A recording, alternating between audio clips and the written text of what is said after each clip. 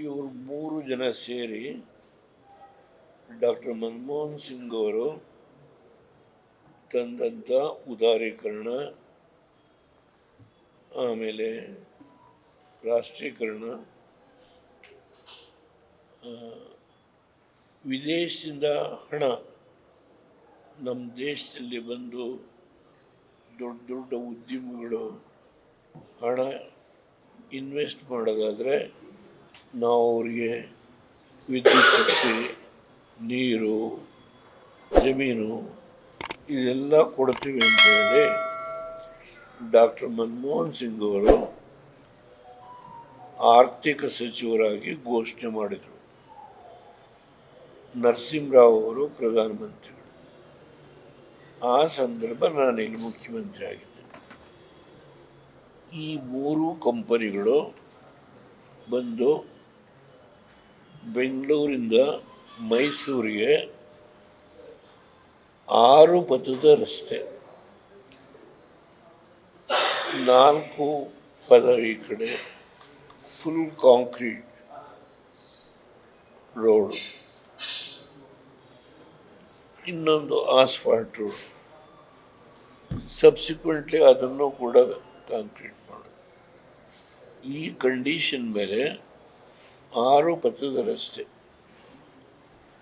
ಬೆಂಗಳೂರಿಂದ ಮೈಸೂರು. ಇದಕ್ಕೆ ಕಾರಣ ತಮಿಳುನಾಡಿನಿಂದ ಬೃಂದಾವನ್ ಗಾರ್ಡನ್ಸ್ಗೆ ಮಕ್ಕಳನ್ನ ಕರ್ಕೊಂಡು ಹೋಗ್ತಾ ಇದ್ರು, ಸ್ಕೂಲ್ ಮಕ್ಕಳನ್ನ. KRS ಭಾಗದಲ್ಲಿ ಏನು ನಮ್ಮ ಸ್ವಲ್ಪ ಆಕರ್ಷಣೆ ಮಾಡುವಂಥ ಲೈಟಿಂಗ್ ವ್ಯವಸ್ಥೆ ಮಾಡಿದ್ದೇವೆ. ನನ್ನ ಕಾಲದಲ್ಲೇ ಮಾಡಿದೆ ನಾನು. ಅಲ್ಲಿಗೆ ಹೋಗುವಾಗ ಬಸ್ಸು ಬಿಡದಿ ಹತ್ರ ಬಿದ್ದು 22 ಮಕ್ಕಳು ಸ್ಪಾಟಲ್ಲಿ ಡೆತ್. ಆ ಬ್ಯಾಕ್ಗ್ರೌಂಡ್ನಿಂದ ಈ ತೀರ್ಮಾನ ಮಾಡಬೇಕು ಅಂತ ಮಾಡಿದ್ರು.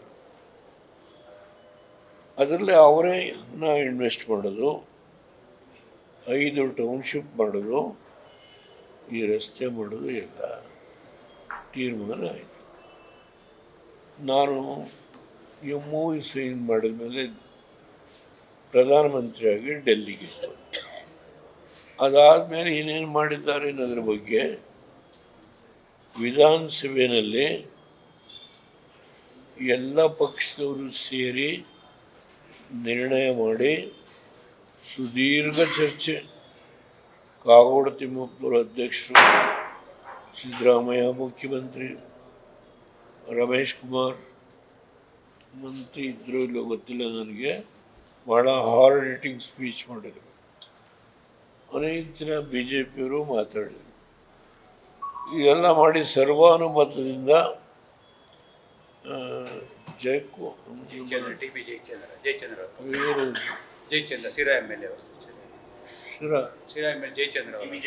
ಜಯಚಂದ್ರ ಅವರ ಅಧ್ಯಕ್ಷತೆಯಲ್ಲಿ ಸಮಿತಿ ಮಾಡಿ ಕೆಲವು ಕೋರ್ಟ್ನ ನ್ಯೂನತೆಗಳಿದೆ, ಅದನ್ನು ಸರಿಪಡಿಸಿ ಪ್ರಾಜೆಕ್ಟನ್ನು ಟೇಕ್ ಓವರ್ ಮಾಡಬೇಕು ಅಂತ ಮಾಡಿದರು.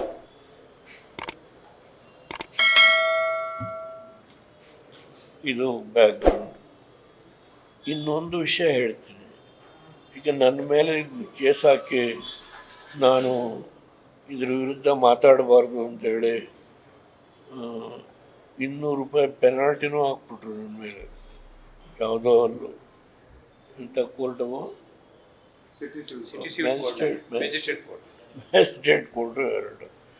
ನಮ್ಮ ಲಾಯರ್ ಯಾರೋ ಒಬ್ಬರಿದ್ದರು, ಪಾಪ ಇರಲಿ ಲಾಯರ್ ಬಗ್ಗೆ ಅದು ಪಾಪ ನಮ್ಮ ಫಾರ್ಮರ್ ಅಡ್ವೊಕೇಟ್ ಜನರಲ್ ಇವರು ಉದಯೊಳ್ಳ ಅವರು, ಏನು ಪಾಪ ಯಾರೋ ಒಬ್ಬ ಅಡ್ವೊಕೇಟ್ ಮೇಲೆ ಆಪಾದನೆ ಮಾಡಬೇಡಿ, ನೀವೊಂದು ಲೆಟ್ರ್ ಕಳಿಸಿ, ನಾನಿನ್ನು ಮಾತಾಡೋದಿಲ್ಲ ಅಂಥೇಳಿ.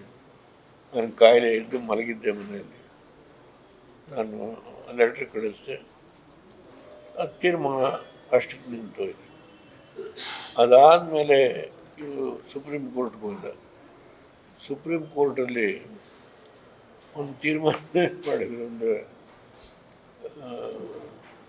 ದೇವೇಗೌಡರು ನಾವು ಹೈಕೋರ್ಟಲ್ಲಿ ಏನು ಡೈರೆಕ್ಷನ್ ಅಂಡರ್ಟೇಕಿಂಗ್ ಕೊಟ್ಟಿದ್ದಾರೆ, ಅವರೇನಾರು ಇದ್ರ ಬಗ್ಗೆ ಮಾತಾಡಿದರೆ ವಿಲ್ ಟೇಕ್ ಆ್ಯಕ್ಷನ್ ಅಂತ ಹೇಳಿ ರಿಟೈರ್ಡ್ ಆಗಿ ಮನೇಲಿದ್ದಾರೆ. ಸೀಸನ್ ಅವ್ರಿಗೆ ಮಕ್ಕಳಿಲ್ಲ, ಅವ್ರ ಹೆಸರು ಸಾಯ್ರೆ, ಅವ್ರ ಮಕ್ಕಳಿಗೂ ಚಂದ್ರಚೂಡ್ ಅವರೊಂದು ತೀರ್ಮಾನ ನಗು ಬರ್ತದೆ, ಚಿಂತೆ ಇಲ್ಲ. ಲೇಟೆಸ್ಟ್ ಹಾಗೂ ಇಂಟ್ರೆಸ್ಟಿಂಗ್ ಸುದ್ದಿಗಳಿಗಾಗಿ ಬಾಸ್ ಟಿವಿ ಕನ್ನಡ ಚಾನೆಲ್ನ ಸಬ್ಸ್ಕ್ರೈಬ್ ಮಾಡಿ. ಹಾಗೆಯೇ ಬೆಲ್ ಐಕಾನ್ ಪ್ರೆಸ್ ಮಾಡಿ. ಇದರ ಜೊತೆಗೆ ಫೇಸ್ಬುಕ್, ಇನ್ಸ್ಟಾಗ್ರಾಮ್, ಎಕ್ಸ್ನಲ್ಲೂ ಮಿಸ್ ಮಾಡದೆ ಫಾಲೋ ಮಾಡಿ.